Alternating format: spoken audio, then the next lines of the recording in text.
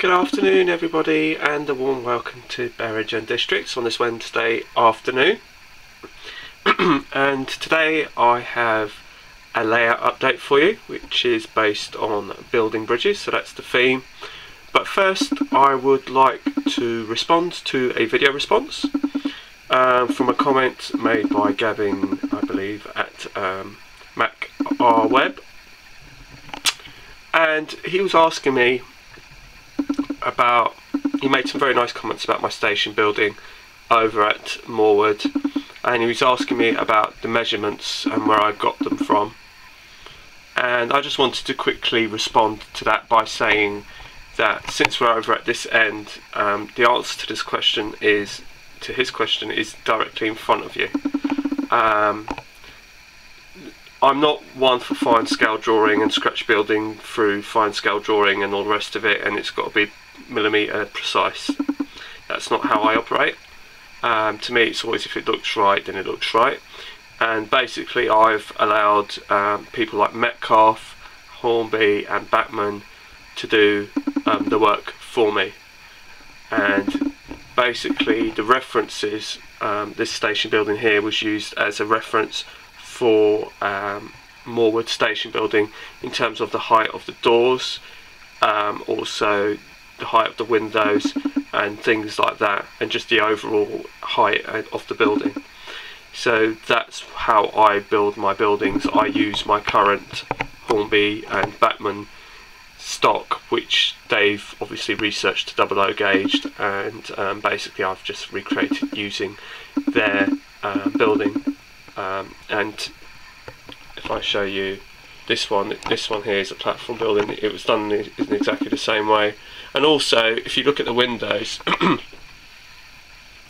they're Metcalfe windows, which I've said in the past, and they also, again, give you the height that you need for the window apertures. So basically, all of these reference points, you use them. I mean, you look at something like this here, which I don't know if you can see, which is just like a Wills window door arch.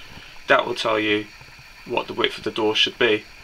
And like I said, all you have to do is just look at the doors themselves, and even the spare doors that I've got off of the Metcalfe kits and everything. You know, that's what gives you the height of the doors, the width of the doors. And obviously I used the offcuts of windows from Metcalfe to gauge the sizes, and like I said, from the building, again, I've used the Scaledale Hornby station building as a reference point.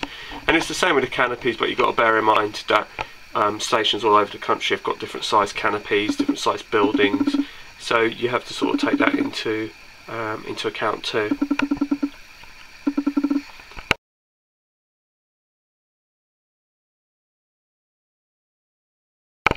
So here we are, on to the next section, building bridges.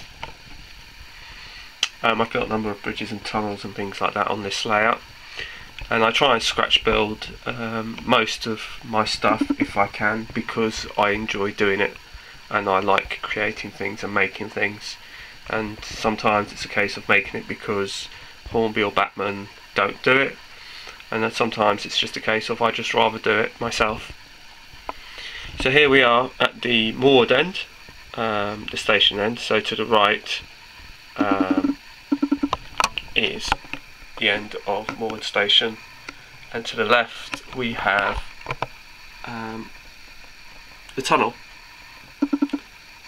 And basically I did say that I was just going to marry this all up and put a road over bridge, and I have actually done that, and I'm about to show you what I've actually done. Now, for those of you who are new to my channel or haven't seen it before, I'll just quickly let you know what the whole purpose of these two hinges are. Basically, the piece on the right is a retractable section, and that basically bridges the gap between the kitchen and the main level area, so that allows me to run the trains across that gap.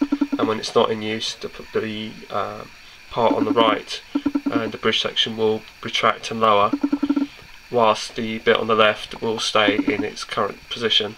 And then obviously the hinges then hook up to align the tracks and also align all the electrics and all the rest of it. So let me show you what I've done. So in front of you we have the Hornby magazine from the September issue of 2015, and I've said to you in the past that to me inspiration comes in many forms, and that's whether it be through other people's layouts, whether it be through videos on YouTube, railway videos, whether it be through books, magazines, or things I've just seen in general, just being out and about. And the inspiration for this bridge that I've built has actually come from this magazine, and it's just, like I said, it's the Hornby magazine from 2015, and the bit that I'm interested in showing you is the bridge at the back there, and that's what I've tried to recreate. And what I'll do is, if I open it up to the actual page, you should hopefully be able to get a better view of what it looks like. I'll just show you, bear with me a second. There you go. I don't know how well this is going to be picking this up. And that's what I've tried to recreate, and you'll see the similarities on my bridge that I've recreated. I did actually want to recreate it in the brick as it's shown here, however my tunnel section is actually in stone, so I've done it in stone instead and replicated it in stone in order to keep it in keeping with the rest of the retaining wall that I have down at this end. So here is my bridge in question. It's been a very enjoyable build. It's a very easy build. There's nothing too difficult about building this, and a lot of it was already premeditated in terms of the measurements, the width, where it was all going to go, because of the pre-existing space where it was going to go, and also the specifications of having to hide the two concealed hinges was also the big factor, and that's why we have two hollow pieces on the bottom, so one hinge would go in there and one would go where my thumb is on the left. And basically this just basically sits over the two hinges and conceals them. The features are like it's made out of dressed stone, and the stone is plasticard, and then it's been painted, and using my weathering techniques which I've showed you in the past, using the talcum powder. And then after I've gone over it, once that's done, I've gone over it with some other colours to create the weathering effect. Like this would be like, say, the exhaust smoke from trains passing by over the years and all the rest of it, and made it a bit grubby and you can see some underneath, and it's that kind of thing that I was going for. It's the same here on the other side where it's just patchy and stuff. I'm going to put a little bit more greenery in parts just to bring a little bit more life to it and make it a bit more, well, green. This is a road bridge, and so this has been painted in, so it's now matte black, so I've just done that, and it sits very nicely on the actual layout. So I'm going to show you what it looks like in its position. So here it is on the layout, and it sits nicely, but what I'm going to be probably doing is I'm going to probably be redoing this this bit here to add these bits here, so that runs across as well, and that will kind of link that up and marry that up. And I'll have to do a little step on here. I mean, originally when I put the matchsticks here, if I just spin the camera around, you'll see that it was actually to line up with that. So basically if you look at it like that, it all looks uniform, which is how it should be. But then as you come along, you've got this step, so I'm going to have to just create a little bit of a step and lower it, and then marry that up with that, I think is what I'm going to be doing. And also probably down the bottom end, but it sits really, really well, and I'm really happy with the way it looks from this angle, and I'll show it to you from the other side. So just before I go, this is it from the other angle, and I've stuck my 08 on there, and I purposely wanted it to be a relatively tight fit. And my 08, here's a tip, I'm sure you all know this already, I'm sure you don't need me to tell you this, but in case you don't know, always make sure you use your tallest loco when creating bridges and tunnels, just to ensure that you've got enough clearance on the top, and especially be particularly careful with classes that are electric with pantographs, stuff like 90s, 85s, 86s, things like that which have got pantographs.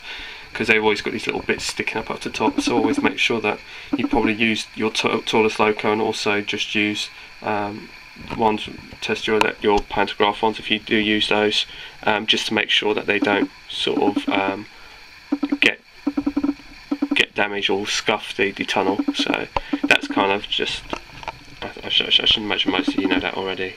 Anyway, so that's what it's like from this side, and I'm going to love you and leave you, so please feel free to comment and subscribe, and I hope I've answered your question. Any other questions, please feel free to ask. And like I said, once again, I'll show it to you freehand from this side, and if I just show it to you like that, you can get a good idea of what it looks like from there. And I think a bit more greenery just along the top there would probably set it off a bit more nicely. I've also got to finish this off, do a bit of capping as well. I'd like to do a bit of capping along the top there, and that will finish that off nicely. So take care, thanks for watching, please feel free to comment and subscribe as always, and I will speak to you soon.